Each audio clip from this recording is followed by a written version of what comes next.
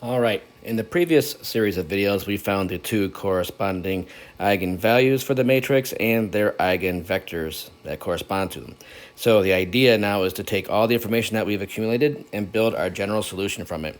So the first step, of course, is to build our solution vectors. Remember now that our y of t has the form e to the lambda t times v. So when we find our y1 of t, that's going to be our e to the lambda 1t, which is e to the negative t, times that eigenvector of negative 1, 2, which can be simplified down as negative e to the negative t and 2 times e to the negative t. In a similar way, we find our y2 of t. That's just e to the lambda t, so it's e to the 2t times the vector negative 1, 1. Which, of course, can be multiplied out to be negative e to the 2t and just e to the 2t. Now, since we're solving a 2x2 linear system, our general solution is going to be a linear combination of these two solution vectors.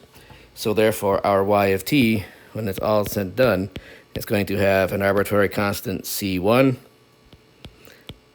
times the negative e to the negative t 2e to the negative t plus a second arbitrary constant c2 times our negative e to the 2t, e to the 2t. And that is our general solution to the linear system y prime equals a times y. And of course, we could go through and verify that these two solution vectors are linearly independent, and we could also go through and solve an initial value problem, and we could also go in and verify that they're solutions by substituting them into the original differential equation.